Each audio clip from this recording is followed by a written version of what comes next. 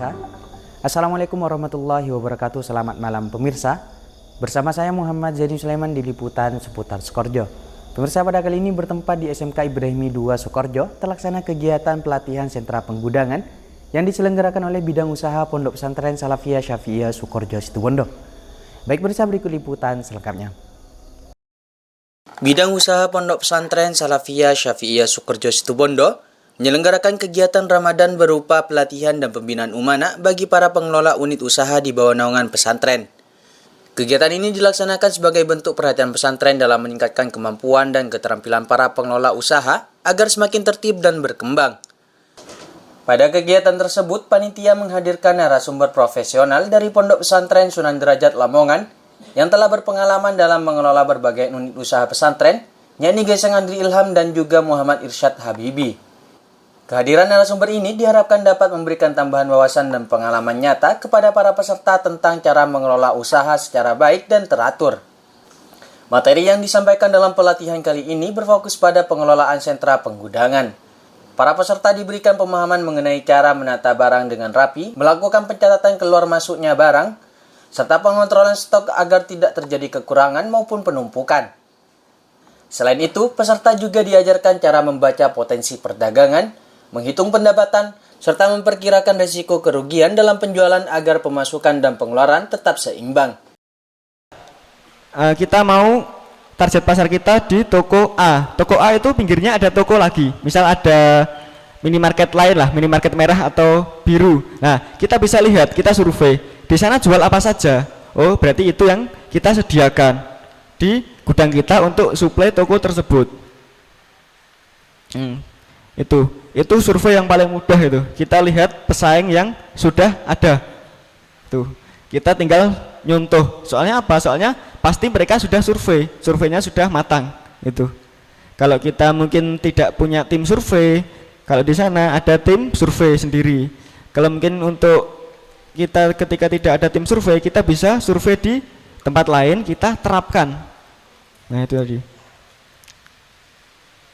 Setelah identifikasi kebutuhan, selanjutnya adalah pemilihan supplier. Pemilihan supplier di sini kita harus pinter-pinter memilih supplier. Karena apa? Supplier di sini nanti ada banyak supplier, ada yang dari prinsipal, dari pabrik, tangan pertama, tangan kedua, ada yang canvassing dan lain-lain lah. Itu kita harus pinter-pinter membandingkan harganya. Harga, terus setelah itu pembayarannya gimana, terus bisa retur atau enggak. Lah itu yang paling penting, retur itu. Soalnya toko retail itu musuh utamanya adalah barang retur, ya kan? Nah, ketika barang sudah retur, iya memang retur itu bisa di retur. Ada yang bisa diretur, ada yang enggak kan? Kalaupun bisa diretur itu sebenarnya kerugian buat kita. Karena apa? Karena seharusnya barangnya sudah laku. Barangnya sudah laku, uangnya sudah muter buat belanja lagi. Karena dia barangnya rusak, retur, harus menunggu. Mungkin ada yang bisa retur tiap awal bulan. Nah, harus barangnya ngendap. Barang rusak itu tadi. Ya kalau retur 1-2. Kalau cabangnya 1 sih barang returnya sedikit. Tapi kalau cabangnya sudah 80-90, returnya banyak sekali nanti. Misalkan retur katakanlah gula, satu toko satu barang gula kali 80, sudah berapa dus itu? 80 gula itu, satu dus gula biasanya isi 20. Nah seperti itu. Jadi kita harus pintar-pintar memilih supplier. Caranya gimana untuk memilih supplier ini? Caranya untuk memilih supplier, kita dulu memilih supplier itu kita cari di website. Misal kita mau beli barang apa? Kita mau beli Roma itu suppliernya siapa? Kita lihat dulu. Oh, Roma itu Mayora. Mayora berarti kita cari di website Mayora. Setelah kita cari di website Mayora, kita cari kontak personnya. Setelah kita cari kontak personnya, kita telepon. Nah, nanti biasanya kita diarahkan ke supplier terdekat. Biasanya gitu. Jadi supaya tidak salah untuk memilih supplier, kita diarahkan langsung dari pabriknya, seperti itu.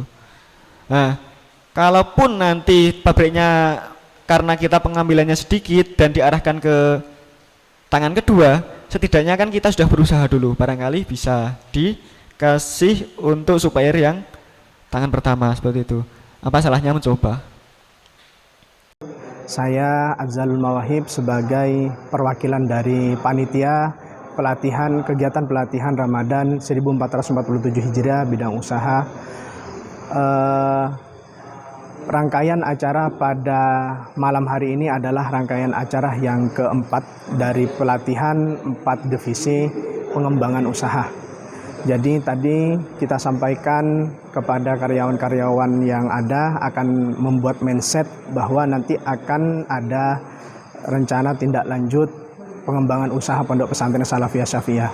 Kita datangkan dari profesional kemarin dari PT Bugasari untuk roti, kemudian dari Sapi Perah Pujon, Koperasi Susu Sae, dan ketiga terkait dengan tambak udang, dan selanjutnya terakhir ditutup oleh Pusat Perekonomian Sunan Derajat dengan usaha sentra penggudangan atau DC distributor center begitu. Harapan kami usaha-usaha pesantren sudah melejit bukan hanya ke lokal tapi sudah area sampai tembus ke tingkatan luar provinsi seperti salah satunya Sunan Derajat yang memiliki 10 cabang di luar pesantrennya sendiri. Tidak hanya itu, narasumber juga menjelaskan beberapa poin penting dalam pengelolaan gudang toko di bawah naungan pesantren Sunan Derajat sebagai contoh nyata. Penjelasan tersebut menjadi acuan bagi peserta untuk memahami cara kerja yang lebih terampil, cepat, rapi, dan efisien dalam menjalankan tugas sehari-hari. Di akhir kegiatan juga terdapat diskusi dan tanya jawab. Dalam sesi tersebut, para peserta diberikan kesempatan untuk menyampaikan pertanyaan, kendala, serta pengalaman yang dihadapi di unit usaha masing-masing. Alhamdulillah pada malam hari ini telah dilaksanakan kegiatan tentang manajemen sentra pergudangan yang diadakan oleh bidang usaha Pondok Pesantren Salafiyah Syafi'iyah Sukoharjo dengan mendatangkan narasumber dari Pondok Pesantren Sunan Derajat. Melalui kegiatan pada malam hari ini telah membuka wawasan bagi kami para peserta dalam memanage kegiatan usaha khususnya di bawah naungan bidang usaha. Kami berharap bahwa kegiatan pada malam hari ini tidak hanya sekedar teori tapi bisa juga diterapkan dalam kehidupan bisnis di bawah naungan bidang usaha. Dan kami juga berharap bahwa kegiatan pada malam hari ini tidak hanya sekedar malam hari ini saja, tetapi juga bisa berlanjut mungkin setiap bulan atau bisa diadakan juga setiap tahun. Peserta dapat memperoleh solusi serta masukan langsung dari narasumber. Melalui kegiatan ini, peningkatan keterampilan teknis dalam bekerja menjadi perhatian utama bidang usaha Pondok Pesantren Salafiyah Syafi'iyah Sukoharjo Situbondo.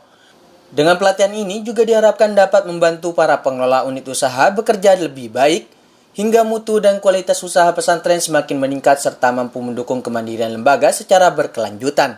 S3 TV melaporkan.